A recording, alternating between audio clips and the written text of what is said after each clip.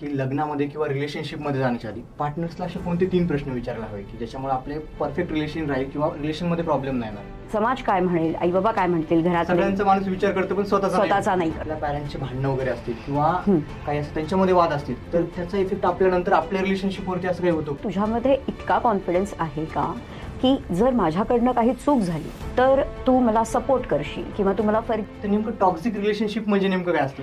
नंतर जसं लग्न होतं तसं गृहीत धरणं जास्त होतं. तू माझीच आहेस ना, तू कुठे जाणार आहेस, किंवा तू माझाच आहेस, तू कुठे जाणार आहेस. आधी काय होतं किंवा हे मुलं स्वतः थोडं पॉझिटिव्ह जास्त असतात की तू आधी तुझे रिलेशनशिप असे होते मग त्याच्यामुळे भांडणं होतात. सिंपल लॉजिक सांगा, आई माझ्याशी नीट नाही वागत म्हणून आईला रिप्लेस केलाय का तुम्ही कधी? भाऊ नीट नाही वागत म्हणून मी भावाला रिप्लेस करताय का? मग पार्टनरलाच का करता? ब्रेकअप झालं, हार्दिक पांड्याचं मागच्या काही ब्रेकअप झालं, तर असे ब्रेकअपचं म्हणजे हे पाहून आता आमच्यासारखे जे म्हणजे नवीन जनरेशन आहे त्यांना असं वाटेल की लग्नच करू नये. बऱ्याच मुलांचे ब्रेकअप्स होतात आणि ते डायरेक्ट कबीर सिंग किंवा टुकरा के मेरा प्यार क्या इंतकाम देखेगी अशा टाईप मध्ये मुलं बनून जातात. की आता आपण बघू शकतो की अतुल सुभाषची केस, त्याच्यामध्ये पण पार्टनरला चुकीची फॅन्टसी, रोमॅन्टिक फॅन्टसी चुकीची झाली क्रिएट. म्हणजे अशा चुकीच्या फॅन्टसीज का क्रिएट होतात आजकाल?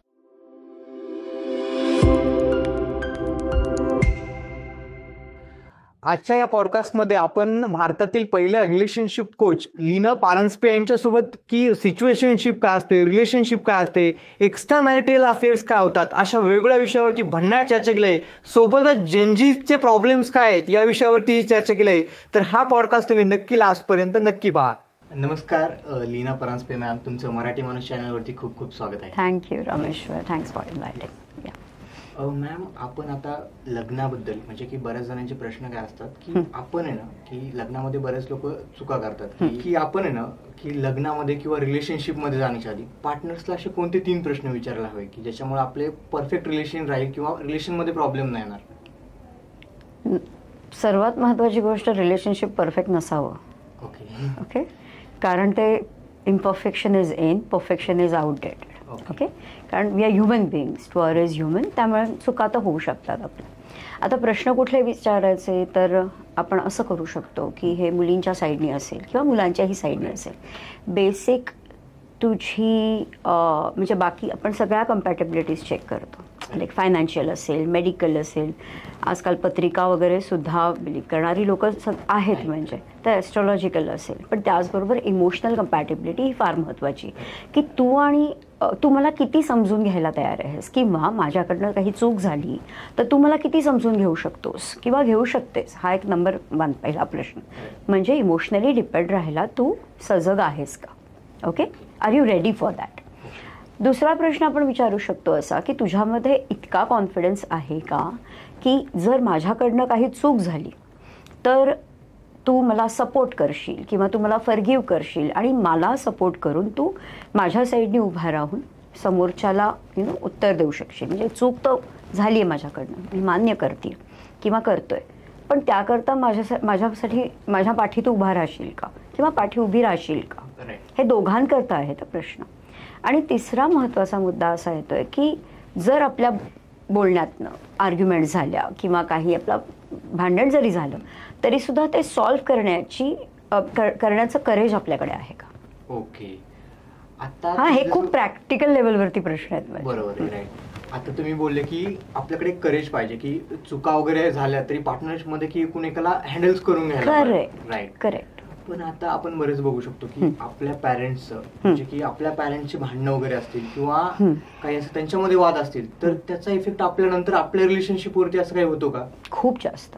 म्हणजे आपला तो इफेक्ट होतो की कसा इफेक्ट होतो? म्हणजे अगदी कन्सल्टेशन घेताना मी प्रत्येक वेळेला प्रत्येक व्यक्तीला त्यांच्या आई वडिलांचा मॅरेज पॅटर्न काय आहे हे विचारते. ओके, कारण जर तुमचे आई वडील सतत तुमच्या समोर भांडत आलेले आहेत, भले ते दोघांबरोबर राहतात पण तरी ते भांडत आलेले आहेत, तर त्याचा तुमच्यावरती परिणाम होतो. जर का तुम्ही सिंगल पेरेंटिंग म्हणजे चाइल्ड असाल तर त्याचाही परिणाम तुमच्यावरती होतो. ओके, म्हणजे की आपले जे लहानपणीच असं बघतो की आता आई वडील भांडत असतील तर ते मुलांवरती इफेक्ट होतो, नंतर त्याच्या रिलेशनवरती पण ते इफेक्ट नक्की. कारण का ते जे मूल असतं ते इन्सिक्युअर राहतं, कारण त्याला ते प्रेम किंवा तो एक कॉन्फिडन्स जो आहे नात्यातला तो त्याला मिळत नाही. सावरून घेण्याची गोष्ट नसते, कारण भांडण जेव्हा होतं, आर्ग्युमेंट जेव्हा होतात आई वडिलांमध्ये तेव्हा ते टॉक्सिक रिलेशनशिप बघून त्याच्यावरही हा परिणाम होतो की हे मला नको आहे, किंवा ती इन्सिक्युअरच राहतं मूल, राईट. आणि त्या इन्सिक्युरिटीचा परिणाम त्याचा पुढे तो कॅरी फॉरवर्ड होतो. आता तुम्ही टॉक्सिक रिलेशनशिप बद्दल बोललात, तर नेमकं टॉक्सिक रिलेशनशिप म्हणजे नेमकं काय असतं? सी, टॉक्सिसिटी म्हणायला गेलं ना रामेश्वर, तर ही सगळ्या ठिकाणी आहे. आता ती माफ करावी का, हा पुढचा मुद्दा आहे. पहिली गोष्ट, टॉक्सिक म्हणजे काय, तर एक व्हर्बल अब्यूज असेल तर हे टॉक्सिक आहे. तुमच्या सेल्फ रिस्पेक्टला घाला घालणारं असेल काही तर ते टॉक्सिक आहे. तुमच्याकडे जर का तुम्ही कम्युनिकेशन नीट नाही करत आहात किंवा तुम्ही खूप अब्युझिव्ह लँग्वेज यूज करताय तर ते टॉक्सिकमध्ये येऊन जातं. त्याच्यात फिजिकल अब्यूज पण आला. तर ह्या सगळ्या सायलेंट ट्रीटमेंट पण आली त्याच्यामध्ये. ओके, तो ह्या सगळ्या टॉक्सिसिटीला हे प्रत्येक रिलेशनशिपमध्ये थोड्याफार प्रमाणात असतं.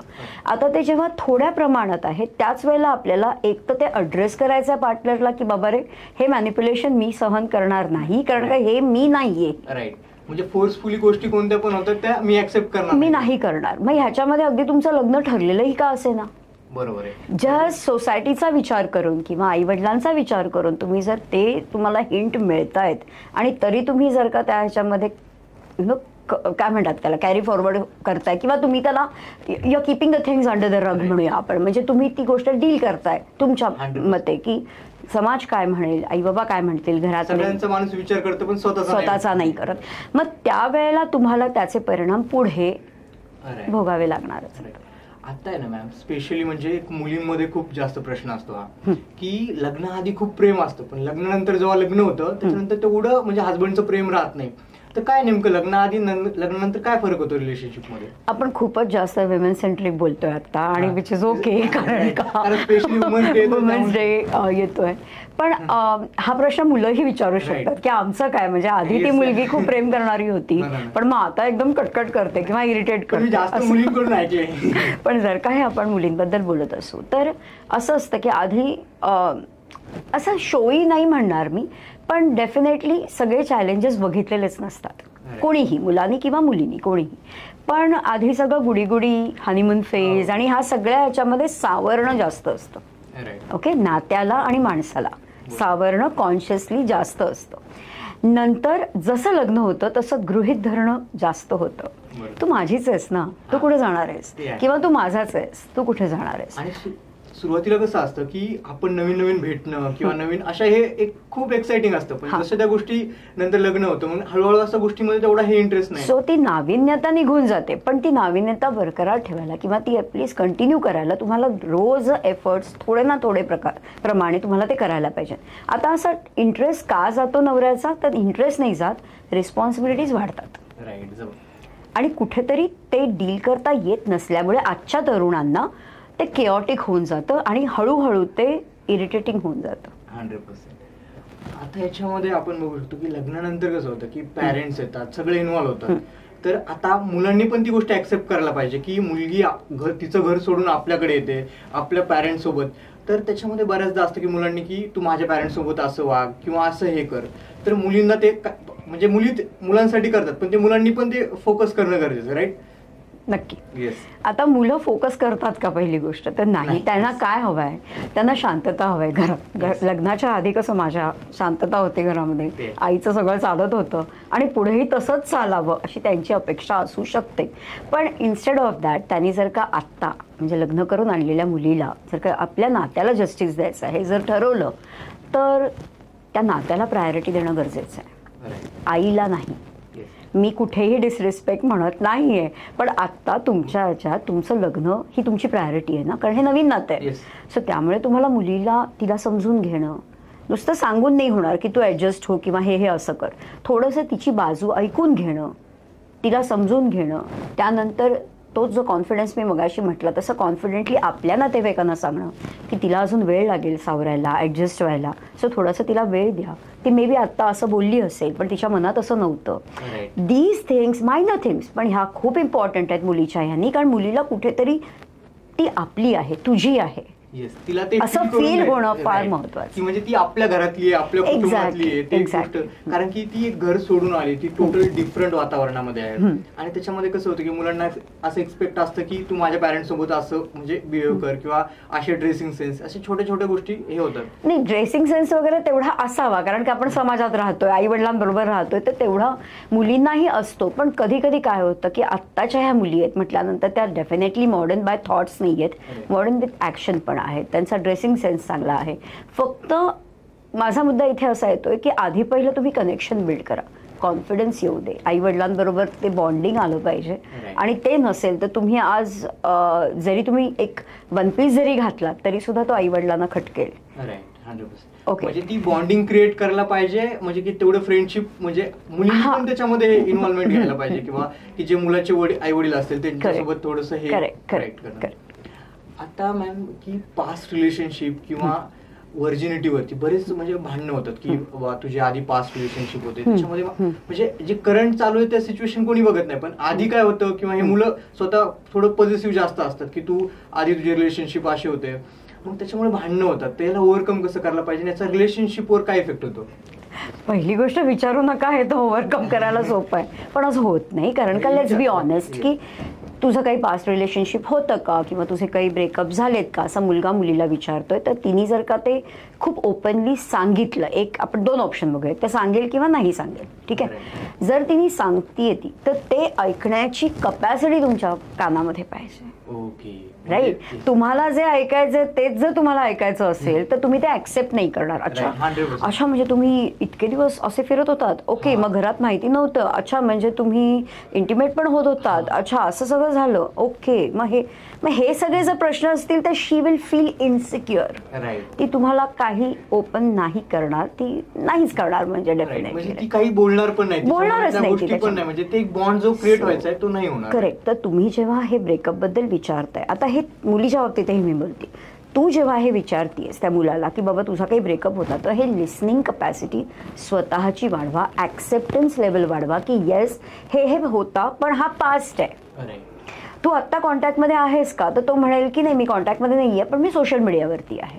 मग तू थोडं सोशल मीडियावर पण आत्ता नाही राहिलास तर मला आवडेल. This is a way of communication. Right, म्हणजे जेवढं पॉझिटिव्हली आपण त्यांना कन्व्हिन्स करायचं ट्राय करूया, डायरेक्टली नाही की तू हे करू. नक्की, कारण तू जेव्हा इन्स्ट्रक्शन्स देतोस ना तेव्हा तो डेफिनेटली ते चोरून करणार. 100%. तर इन्स्टेड ऑफ दॅट तू काही करशील का, तर मला आवडेल, कारण का मी ऑनेस्ट आहे, मी माझा पास्ट तुला सांगितलाय, तर तूही तुझा पास्ट जसं सांगितलंस, तर तू नाही राहिलास कॉन्टॅक्टमध्ये तर म्हणजे उगीच मला इन्सिक्युअर नाही वाटणार.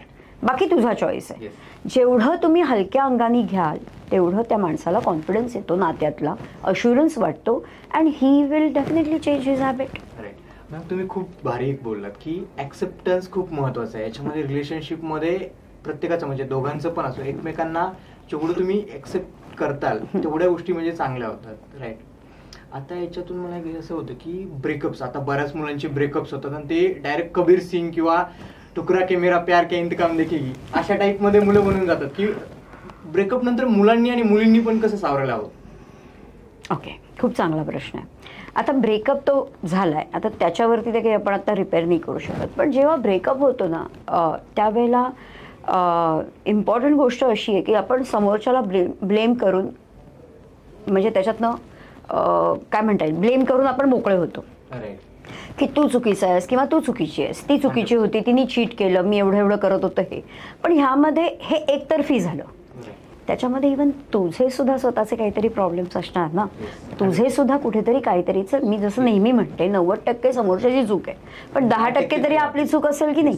मग ह्या 10%मध्ये कदाचित त्यांनी बोट मागितलेलं तर मी हात दिलाय का, कदाचित मी जास्त ओव्हर इन्व्हॉल्व्ह झाले का किंवा झालो का, हा प्रश्न स्वतःला विचारून स्वतःला पहिलं रिपेअर करा, आणि मग त्या ब्रेकअपमधनं हील व्हायला तुम्हाला खूप जास्त म्हणजे खूप सोपं होऊन जाईल तुमच्यासाठी. खूपच सोपं होऊन जाईल.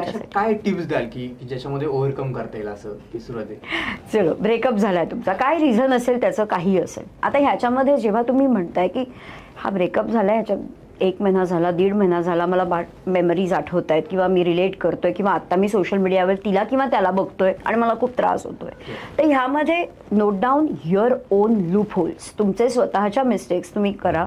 आता ओव्हरऑल तुम्हाला माहिती असतं 6 महिन्याचं नातं आहे, वर्षाचं आहे, 6 वर्षाचं आहे, 5 वर्षाचं आहे, किती वर्षाचं असेल.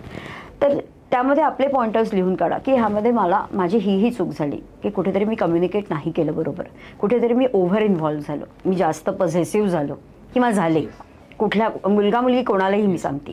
तर हे पॉइंटर्स जेव्हा तुम्ही लिहून काढताय तर त्यावेळेला किंवा मे बी तो चीट करत होता किंवा ती खूप फ्रेंडली होती त्या मुलाबरोबर, तरी मी त्यावेळेला ना हे निदर्शनास नाही आणून दिलं. समाव ही पण चूक होऊ शकते. तिला काय वाटेल हा मी विचार जास्त केला किंवा त्याला काय वाटेल ह्याचा विचार जास्त केला. तर ह्या जर आपल्या चुका असतील तर ह्या चुकांवरती पहिलं काम करायला सुरुवात करा. Start working on that is called healing. आता हे करायचं म्हणजे गोळ्या येतात का, चला कम्युनिकेशनची एक गोळी खाल्ली, चला कम्युनिकेशन यायला लागलं, असं नाहीये. गुगल सर्च करून कम्युनिकेशन येत असतं, सगळेच जण कम्युनिकेटर्स झाले असते.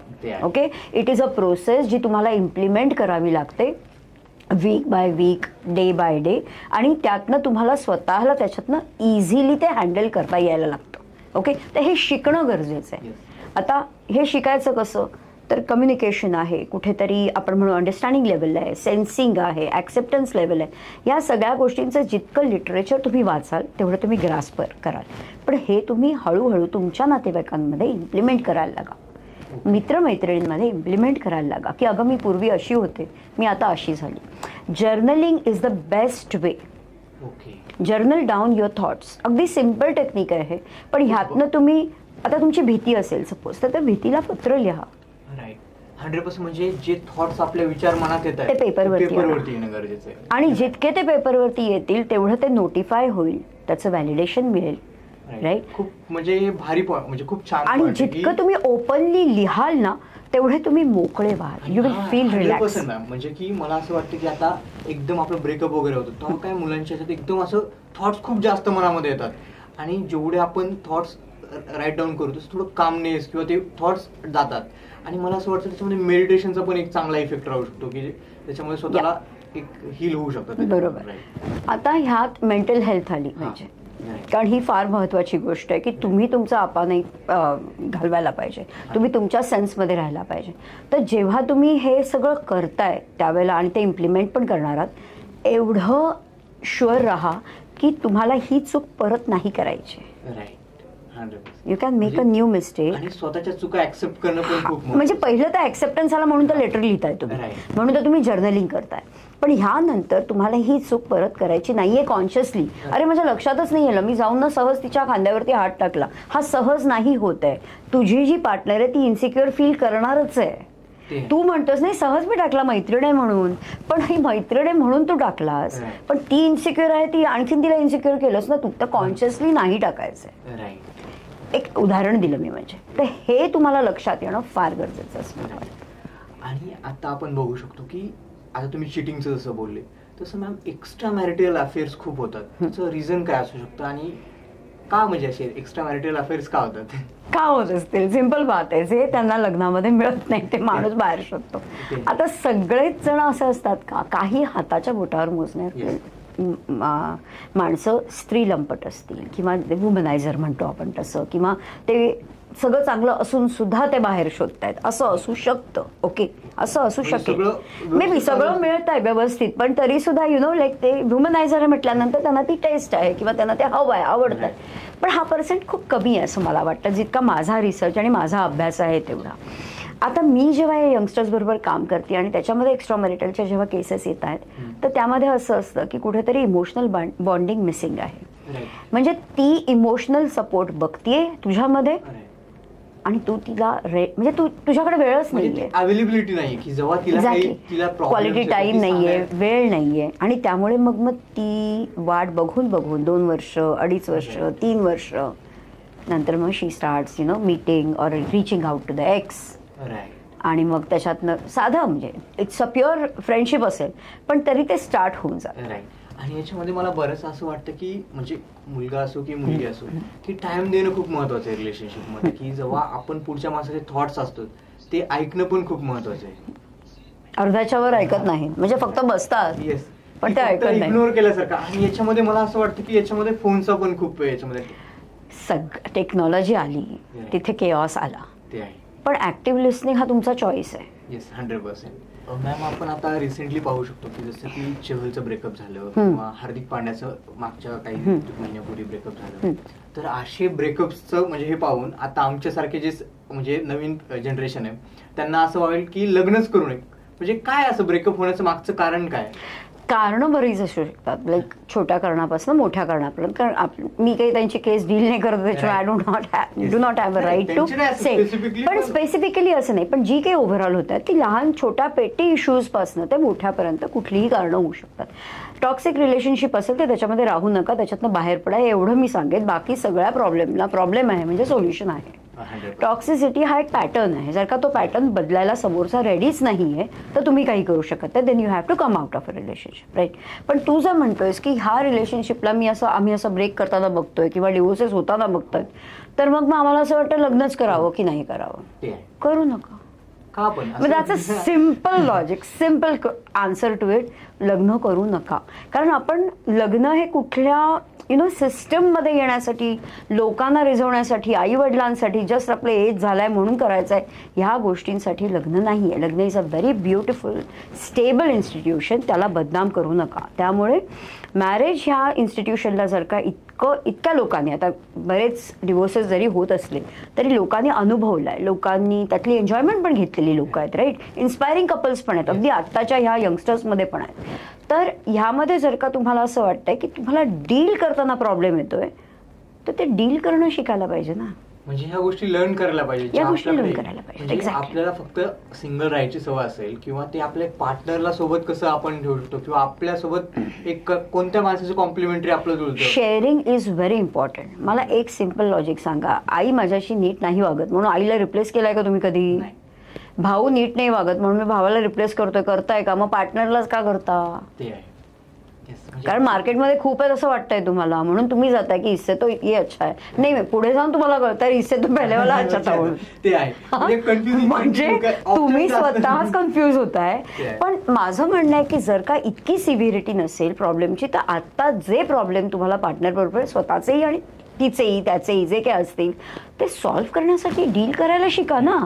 100%. सिंपल. आपण म्हणजे जे प्रॉब्लेम्स आहेत त्याला आपण सॉल्व्ह का नाही करू शकत? आपण त्याला प्रॉब्लेम पासून पळतोय का? आपण प्रॉब्लेम पासून पळतो. आपण प्रॉब्लेमला किपिंग अंडर द रग्स करतो. त्याला आणखीन एलिव्हेट केल्यासारखं होतं, त्याच्यावरती फोकस केल्यासारखं होतं. डिस्कशन्स त्याची नको तेवढी डिस्कशन्स होतात, फॅमिली बरोबर मीटिंग्स होतात, म्हणजे निष्कर्ष शून्य. मग जर का तुमचं नातं इथे वेटीस लागणार असेल तर त्यासाठी तुम्ही दोघांनी पदर खोचून त्याला काम करायला पाहिजे. डिस्कस का नाही करत की आपण हे प्रॉब्लेम सॉल्व्ह कसा करू शकत नाही? एक्झॅक्टली.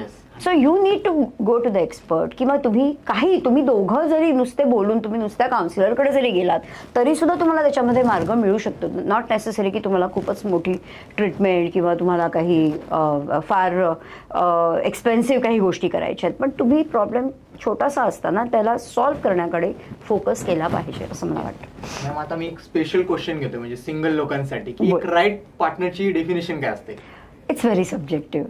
म्हणजे नाही असं म्हणजे जनरल काय असतं की समजा एक राईट पार्टनर म्हणजे की त्याच्यामध्ये कोणते गुण असायला पाहिजे? मुलगी विचार करेल तर ती म्हणेल की अरे मला समजून घेणारा पार्टनर पाहिजे, मला सेल्फ रिस्पेक्ट म्हणजे मला रिस्पेक्ट देणारा, व्हॅल्यू देणारा पार्टनर पाहिजे. तिला सगळ्याच गोल्ड डिगर्स नसतात, त्यामुळे सगळ्यांना पैसेच हवेत असं नाहीये. गोष्टी बदलतात हळूहळू, पण there are genuine girls, there are genuine women की ज्यांना खरोखर पार्टनरशिपमध्ये ह्या बेसिक गोष्टी हव्यात. व्हेअरएज मुलांना म्हणशील तर त्यांना एक तर डोक्याला शांतता हवी आहे की बाबा भाई इरिटेट न करणारी पार्टनर पाहिजे. सेकंड थिंग त्यांना जे हवं आहे ते म्हणजे थोडं त्यांनाही समजून घेणं, त्यांचा अँगल काय आहे आणि स्पेस देणं.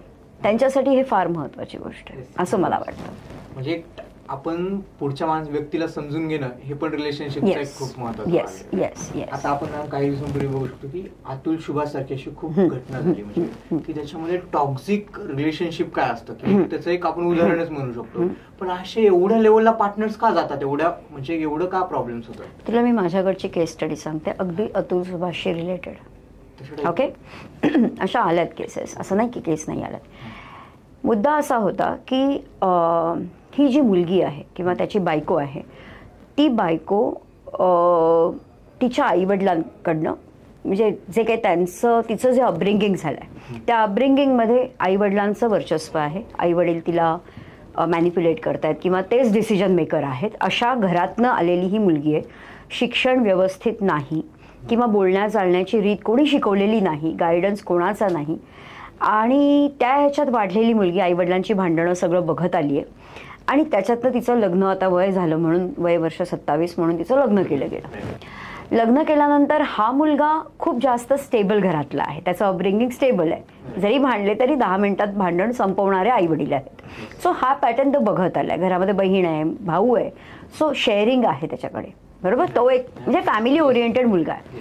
जेव्हा ही मुलगी ह्या घरात येते तेव्हा तिचं जे अपब्रिंगिंग आहे त्या ह्याच्यावरती जर इतकीशी गोष्ट जरी सासूनी काही तिला बोलली किंवा जरी घरामध्ये दीर एखादा काही बोलला असेल किंवा एखादी गोष्ट इकडची तिकडे तिची उचलून ठेवली असेल तरी ती खूप ब्लास्ट होती, कारण तिचा चिडचिडपणा आहे, कारण तिचं अपब्रिंगिंग ते आहे. आता हे जेव्हा या माझ्या क्लायंटला कळलं की आपली बायको ही चिडचिड करते, सो पहिल्या वर्षात त्यांनी हे सगळ्या गोष्टीवरून मला त्यांनी ही रिच्ड आउट टू मी.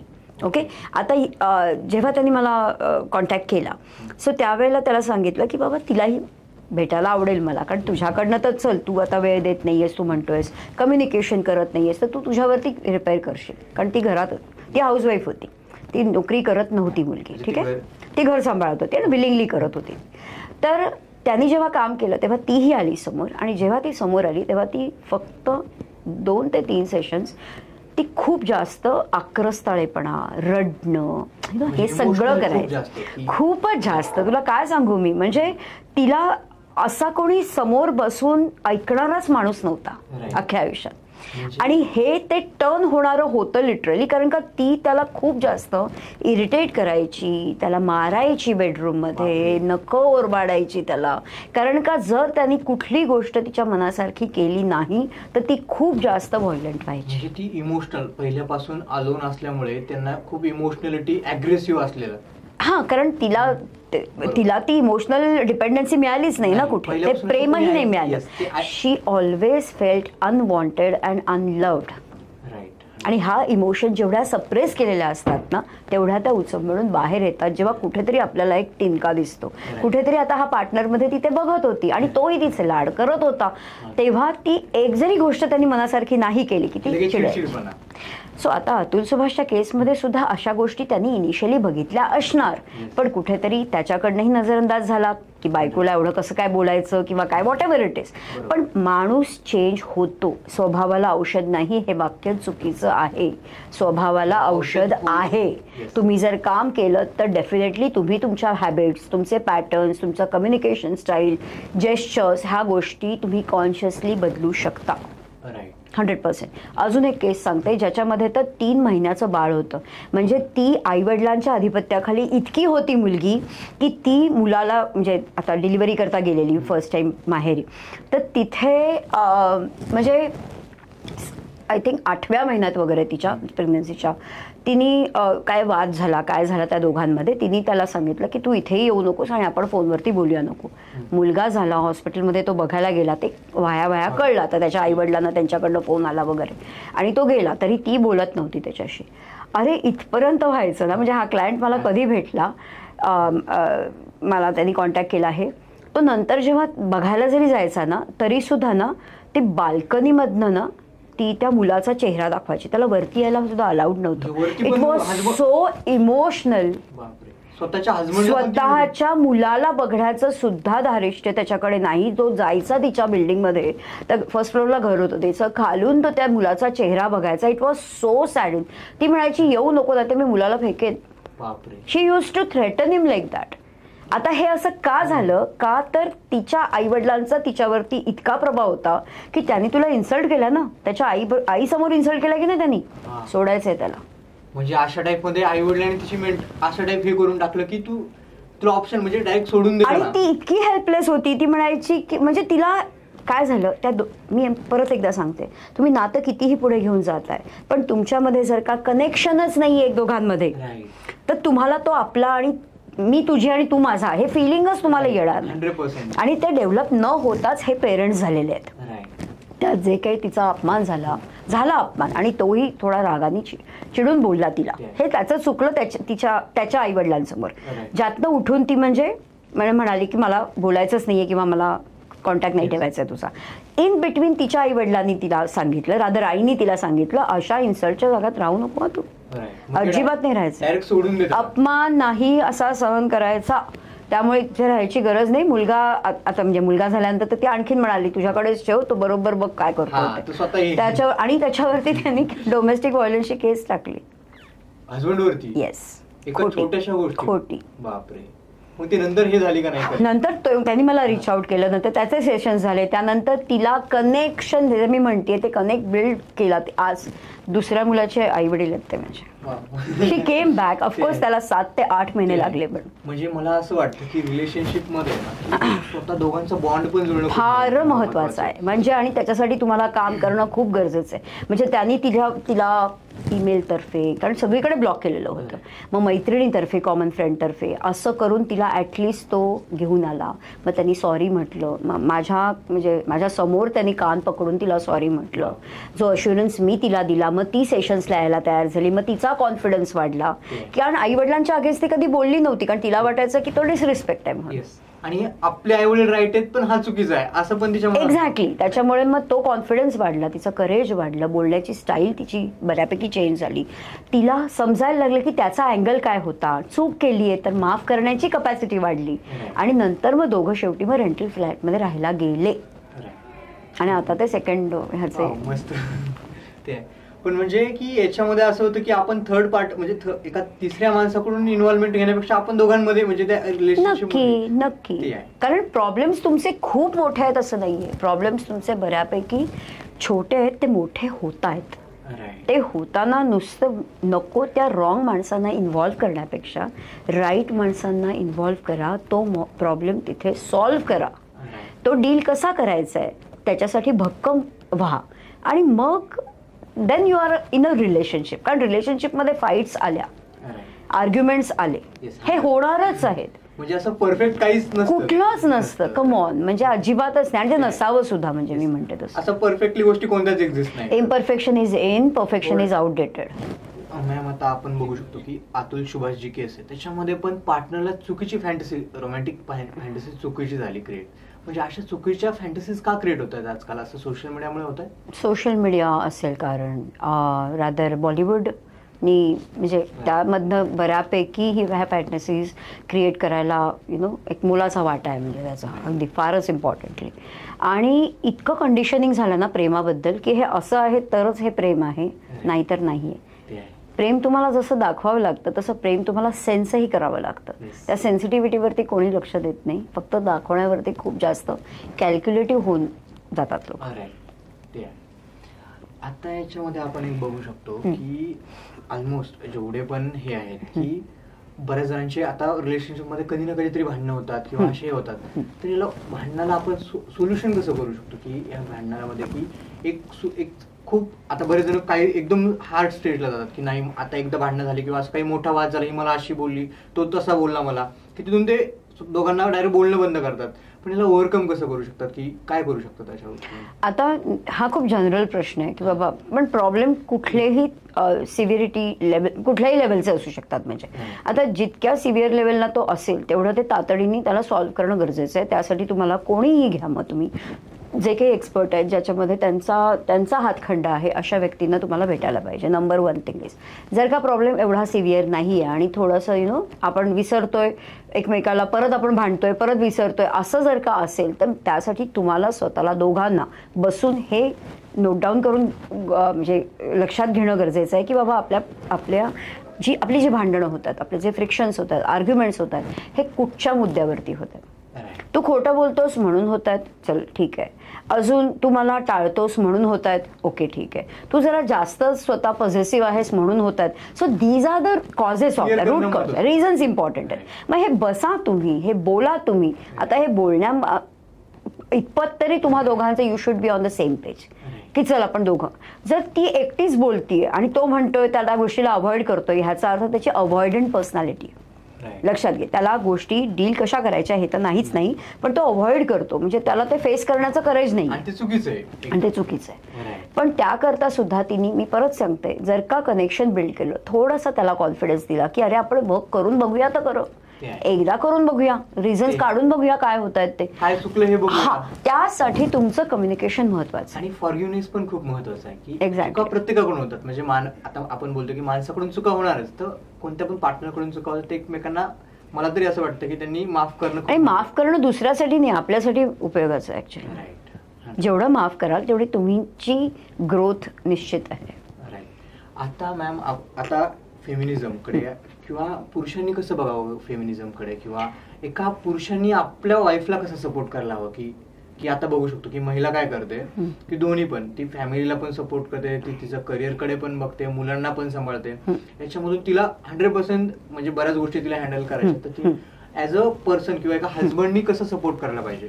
हजबंडनी सुद्धा त्या गोष्टींमध्ये शेअर करायला पाहिजे. मुलांना सांभाळणं आहे, घरातली कामं करणं आहे, काय इनिशिएटिव्ह घेणं आहे, या गोष्टी जर का त्यांनी जरी समजून, मुद्दा काय येतोय सगळ्या ठिकाणी जाऊन आपण येतोय की लॅक ऑफ अंडरस्टँडिंग. जर का तुम्ही पुरुष म्हणून की मी घरातला प्रोव्हायडर आहे किंवा मी पुरुष आहे किंवा मी नवरा आहे म्हणून तुम्ही राहिलात, तर तुम्हाला नक्कीच त्याचा कुठे ना कुठेतरी तुम्हाला त्याचे परिणाम भोगावे लागतील. आणि मला वाटतं आजच्या जनरेशनमध्ये अशी नाही आहेत मुलं. I adore them so much. मला खरोखर कौतुक आहे त्यांचं की आजची मुलं खूप जागरूक आहेत ॲक्च्युली, बऱ्यापैकी आहेत. असं खूप रेअरली असं होतं किंवा रुरल लेवलला होत असेल, असं होत असेल तर की मुलं जागरूक नाही आहेत. आत्ताची अर्बन म्हणजे सिटी लेवलवरती राहणारी लोक, शिकलेली मुलं, त्यांना पक्क माहिती आहे की आपल्याला थोडं ना थोडं तरी आपल्याला कॉन्ट्रीब्यूट करायला पाहिजे. तर हे करणं गरजेचं आहे. That is called as equality. Okay. फक्त ह्याच्यामध्ये मुद्दा कसा होतो की मुली आजकाल कुठेतरी इक्वालिटीच्या नावाखाली ओव्हर एक्सपेक्ट करतायत का, किंवा ओव्हर कॅल्क्युलेटिव्ह आहेत का? राईट. म्हणजे इक्वेलिटीच्या याच्यावरती की इक्वेलिटी पाहिजे किंवा इक्वेलिटीमुळे गोष्टी फोर्स करतात. मी जर भांडी घासली आहेत आणि मी जर का पोळ्या केल्या आहेत तर भाजी तू करायचीस आणि डिशवॉशरला म्हणजे काय आपलं भांडी तू लावायचीस. कळलं? हे इतकं कॅल्क्युलेशन मध्ये असं आयुष्य नाही ना जगता येत. इतकं आपण नाही करू शकत. म्हणजे तो जर का ऑफिस ऑनलाईन असेल किंवा तो अगदी म्हणजे वर्क फ्रॉम होम असेल किंवा तो अगदी बाहेरून ऑफिसमधनं जाऊन जरी आला असेल आणि जरी त्याची इच्छा असेल मदत करण्याची, तरी तो आधीच घाबरून जाईल या कॅल्क्युलेशन्सनी. म्हणजे प्रत्येक ही गोष्ट केलीच पाहिजे. हा म्हणजे आता पहिल्यापासून आईवडिलांनी शिकवलेलं जर नसेल तर अशा मुलाला चॅलेंज येईल. जर का तो शिकलेला असेल, हॉस्टेलमध्ये राहिलेला आहे, तर त्याला डेफिनेटली त्याची सवय असते. पण तुम्ही प्रत्येक दर दिवशी तुम्ही मोजमाप घेऊन नाही ना तराजू घेऊन बसू शकत. म्हणजे तू हे मी एवढं केलं तर तू हे करणं अपेक्षितच नाही. माझ्याकडे असे क्लायंट्स आहेत की ज्याच्यामध्ये त्या म्हणजे तो कचरा असाच्या असाच पडलेला आहे पण नाही उचललाय. जर का सुपर मार्केटमधनं सामान आणलंय तर ते असंच्या असंच 3-3, 4-4 दिवस पडलेलं आहे पण तसंच ते ठेवलेलं नाहीये. म्हणजे फ्रीजमध्ये ठेवायचं चीज सुद्धा त्याच्यातच आहे, ते ठेवलेलं नाही. ती माझी जबाबदारी नाही. I will not. एक्झॅक्टली. ते फुकट गेलं तरी चालेल. तसंच ओव्हर कॅल्क्युलेशन. मी इथे मुलींना असं म्हणत नाहीये किंवा मी मुलांची साईड घेत नाहीये. मी सांगतेय की कुठेतरी जर का त्या सिच्युएशन, आता हे नेहमी होत गेलं तर तुम्ही त्याच्यावरती आवाज उठवा, पण हे नेहमी नाही होत आहे आणि कधीतरी जर होत आहे तो understand the situation what he has gone through. May be त्याला कामाचा लोड असू शकतो, मे बी तो डिप्रेस असेल, मे बी तो स्ट्रेसमध्ये असेल, असं असू शकतं. राईट. आणि व्हायस वर्सा असं त्या मुलीच्या बाबतीत पण असू शकतं. पण मुलगे जनरली कामाच्या बाबतीत नाही कॅल्क्युलेटिव्ह करतात, तेच कमी बऱ्यापैकी कॉन्ट्रीब्यूट करतात. पण मुली अशा खूप जास्त कॅल्क्युलेटिव्ह झालेल्या आहेत इक्वालिटीच्या नावाने. की इक्वेलिटीमध्ये की तुम्ही बोललात तसं खूप छान बोललात की तुम्ही की तू इतकं केलं तर मी हे करणार, पूर्ण कॅल्क्युलेशनच की बाबा मी हे केलंय तू ते करणं गरजेचं अपेक्षित आहे, असं करायला पाहिजे नाही. आता अगदी आपण बोलत असतो मुलींच्या बाबतीत तर मेन्स्ट्रुअल केसच्या वेळेला की 4 दिवस त्या मुलीला म्हणजे पूर्वी जे बाजूला ठेवायचे किंवा रेस्ट करायला तर त्यातला मेन हेतू रेस्ट करणं हा आपण बघूया. तर ही रेस्ट जर का आत्ताच्या स्टेजमध्ये जर का तिच्या नवऱ्यानी किंवा तिच्या पार्टनरनी अगदी लिव्हिंगमध्ये जरी राहत असतील तरी ते समजले तरी सुद्धा खूप जास्त मुलाचा वाटा मिळेल. आणि that is what she is expecting. असं नाही की ती खूप जास्त, तू थोडं तरी समजून जरी म्हणालास की नाही ठीक आहे तुझं आता पोट दुखत असेल किंवा तुला बरं नसेल तर तू आता आराम कर, आज आपण बाहेरनं मागू किंवा मे बी मी खिचडी करतो, काहीतरी त्याच्यावरती तुम्ही सोल्युशन काढू शकता. मॅम तुम्ही आता मिलेनियल रिलेशनशिप कोच आहात, तुम्ही जेनझी का नाही? आमच्यासारख्या जिंजींना. आणि तुम्ही पहिल्या पॉईंट मध्ये काय बोललात की खूप अंडरस्टँडिंग आहे, म्हणजे हे नवीन जे जनरेशन आहे ते खूप अंडरस्टँडिंग आहे, पण तुम्ही आम्हाला का कोचिंग नाही करत? एक खरं कारण सांगायचं तर मिलेनियल आणि तुमच्यामध्ये एक थोडा छोटासा फरक आहे. सी, मिलेनियल्स कमिटेड आहेत, तुम्हाला सुद्धा कमिटमेंट हवी आहे. फक्त तुम्ही बेभरोशाची जनरेशन आहात की लाईक तुम्ही so many things are uncertain. Like लक्षात घ्या, म्हणजे तुम्ही खूप इम्पल्सिव्ह आहात माहितीये, खूपच impulsive, very quick. I mean like quick judgment आहे, पेशन्स इतका कमी आहे. आणि मी त्यात म्हणजे माझं डोकं फोड होईल तुमच्याबरोबर काम करताना. म्हणजे स्वतः म्हणजे हे करू शकतो की रिलेट की पेशन्स खूपच कमी झालाय, खूप कमी झालाय. आणि त्याच्यामध्ये काय होतं ना, रॉंग डिसिजन्स घेतल्यानंतर त्याचे परिणाम सुद्धा तुम्हाला भोगायला लागतात, जे ऍक्च्युली म्हणजे मला खूप जास्त सॅडन होतं. मी त्या गोष्टी ऐकून बघून सुद्धा मला खूप दुःख होतं. पण त्यासाठी थोडासा ठहराव येण्यासाठी तुम्हाला हात पकडून चालावं लागेल, तुम्हाला शिकाव्या लागतील गोष्टी. Then I will be ready, then I can work for Gen Z definitely. कारण माझी मुलगी जेन्झी आहे, त्यामुळे नक्की मी काम करू शकते. कारण कमिटमेंटच्या हिशोबाने जर तुम्हाला कोणी ब्लेम करणार असेल की तुम्ही म्हणजे ह्या पॅटर्नमध्ये आहात राईट, की रिलेशनशिप करता किंवा डेट करता आणि ब्रेकअप करता, डेट करता ब्रेकअप करता, तर हा पॅटर्न तुमचा का झालाय त्याच्यावरती रामबाण उपाय माझ्याकडे आहे. काय आहे तो? राईट. आता तो उपाय इथेच सांगितला तर विषयच संपला, मग कोचिंग फ्री मिळून जाईल. माझं म्हणणं असं आहे की त्याच्यावरती आपल्याला रूट कॉज काढणं गरजेचं आहे, कारण त्याच्यावरती बरेच रिझन्स आहेत. तुमचं अपब्रिंगिंग आहे, तुमचा पॅटर्न आहे, तुमचं कॉर्पोरेट कल्चर असू शकतं, तुमचं थिंकिंग लेवल तुमची असू शकते, तुमचा स्वभाव असू शकतो, तुमची कम्युनिकेशन स्टाईल असू शकते. एक ना भरपूर रिझन्स आहेत. पण ह्याच्यामुळे जर का तुमचे ब्रेकअप्स होत आहेत आणि परत तुम्ही डेट करता नव्याने, परत ब्रेकअप होतोय, तर ह्याचं रूट कॉज कुठेतरी तुमच्यामध्ये आहे हे शोधलं पाहिजे. म्हणजे त्याच्यामध्ये पण काही चूक असू शकते की एक्झॅक्टली, की कंटिन्यू एका मुलीसोबत रिलेशनशिप मध्ये होतोय, परत ब्रेकअप करतोय, परत रिलेशनशिप. करेक्ट. कारण का तुम्ही जर 6 ब्रेकअप तुमचे झालेत तर तुमचं एक नैराश्य आलेलं आहे तुम्हाला लाईफ बद्दल, it has affected your mental health very badly. आणि काही काहींचं ते हॅबिट पण असू शकतं की म्हणजे त्या सायकलमध्ये अडकलेत ना ती लोक, आणि त्याच्यामुळे त्यांना जरी कोणी बरोबर आला ना तरी सुद्धा त्यांना तो चुकीचाच दिसतो. They start attracting damaged people. That is what happens. आणि या पॅटर्नमध्ये तुम्ही अडकलेला असता. तरीही मी त्याच्या पल्ल्यावर जाऊन म्हणेन ह्या जेन्झीज करता त्यांच्याकडे कमिटमेंट आहे. येस, डेफिनेटली आहे. They want it. म्हणजे मी असं म्हणणार नाही किंवा ब्लेम कधीच करणार नाही जेन्झीजना की त्यांच्याकडे कमिटमेंट नाही आणि उच्छृंखल आहे जनरेशन. नाही, त्यांना कमिटमेंट हवी आहे, फक्त त्यांना त्याचा रस्ताच माहिती नाहीये, कारण का पेशन्स नाहीये. म्हणजे त्यांना रोडमॅप कोणीच नाही दाखवलेला आहे. म्हणजे मिलेनियल्सनी निदान आपल्या आई वडिलांना बघितलं, आजी आजोबांना बघितलं, ह्यांनीही बघितलं असेल. काय असतं एक्झॅक्ट झालंय की आता आपण बघतोय सगळीकडे म्हणजे सराउंडिंगच तशी आहे, त्याच्यामुळे ते पण आता जेन्झीज मध्ये पण जेन्झीजची आकलन शक्ती, ग्रास्पिंग लेवल ही मिलेनियल्स पेक्षा सुद्धा जरी जास्त असतील, कारण दे आर व्हेरी स्मार्ट. एक जनरेशन जास्त स्मार्ट आहे, पण ह्या स्मार्टनेसमध्ये त्यांनी जे अनुभवलंय ते मिलेनियल्सनी नाही अनुभवलेलं आहे. आणि त्यामुळे त्यांच्या ह्या अनुभवाला ते म्हणतात लग्नच नको, त्या रस्त्याला जाऊयाच नको. हे कोणी सांगितलंय? पार्टनर तर हवी आहे मला किंवा पार्टनर हवाय मला, पण ती गॅरंटी कोण? मला अशी कोणती गोष्ट कमिटमेंट नको नाही, कमिटमेंट तर हवी आहे मला, पण ते डील कसं करायचं हेच माहिती नाही. ते भांडणं डिवोर्स कोण जात आहे कशाला, त्यापेक्षा करूयाच नको. आधीच ती भीती की अशा गोष्टी. सो ह्या गोष्टीला डील करण्यासाठी जर रामबाण उपाय ज्याच्याकडे असेल, मी एकटी लीना परांजपे नाही म्हणत आहे, ज्यांच्याकडे असेल तिथे जाऊन हात पकडा, तिथे ऍक्च्युली तुम्ही वर्क करा, कारण तुमच्या स्वतःवरती काम करण्याची पहिली गरज आहे. म्हणजे कोचिंग घेणं किंवा मेंटल हेल्थ कडे आपल्याकडे पाहणं किंवा कोणाला विचारणं की बाबा अशा गोष्टी it is important. It is really correct. माझ्यात पण चुका असू शकतात, एक्सेप्ट करणं पण. कारण तुम्ही ब्लेम करत राहता, ती चूक आहे, ती आता ओव्हर पॉझेसिव्ह होती, तिने माझ्यावरती डाऊट घेतला, तिने असं असं बिहेव केलं किंवा तो असं असं बोलला, हे सगळं तुम्ही ब्लेम करू शकता. स्वतःला रिपेअर कधी करणार? 100% राईट. मला स्वतःकडे नाही पाहत. म्हणजे ते करण्याची खूप गरज. आता तुम्ही जसं बोलले की रिलेशनशिप म्हणजे ब्रेकअप मध्ये जेन्झीजनी कसं ओव्हरकम करायला पाहिजे किंवा मेंटल हेल्थ कशी ठेवायला पाहिजे त्यांची? खूप कठीण आहे रे राजा. म्हणजे मी इतकं जवळनं बघितलंय ना की मैत्रिणींची मुलं आहेत किंवा बघितलंय म्हणजे. सो ह्याच्यामध्ये तुम्हाला जर का हवी आहे तुम्हाला कमिटमेंट, झालाय मात्र ब्रेकअप, किती आयरनी आहे ही, कॉन्ट्रास्ट आहे एकदम राईट. पण मग हे करताना कुठे माझी चूक काही होतीये का, किंवा मी खूप ओव्हर पॉझेसिव्ह झालोय का, किंवा ओव्हर इमोशनल झालोय का, कुठेतरी मी स्पेस दिली नाही का, हे एवढे क्वेश्चन जरी स्वतःला विचारलेत ना तरी तुमची उत्तरं तुम्हाला मिळून जातील. आणि तुम्ही कॉन्शियसली त्या गोष्टींवरती काम करून त्या गोष्टी म्हणजे तुम्ही त्या गोष्टी नाही करणार. त्या गोष्टी अवॉइड करा. You will not repeat the mistake. आपले पॉइंटर्स बघणं पण महत्त्वाचं. हा, तेच सांगते मी. आणि ब्रेकअप च्या ह्याच्यामध्ये कमिटमेंट नाही असं आपण नको म्हणूया. मी परत सांगेन, तुमच्या जनरेशनला सुद्धा कमिटमेंट हवी आहे. असे खूप कमी आहेत जे फक्त हुकअप कल्चरमध्ये राहू इच्छितात, जे फक्त लाईक कॅज्युअल रिलेशनशिपमध्ये किंवा डेटिंगमध्ये राहू इच्छितात. असे कमी आहेत. कुठे ना कुठेतरी माणूस आहोत म्हणजे आपल्याला कंपॅनियन पाहिजे, आपल्याला इमोशनल नीड आहे, because we are human beings. तर तो ह्युमन पार्ट म्हणजे एक्सप्रेस करण्याकरता, इमोट होण्याकरता आपल्याला पार्टनर लागतो.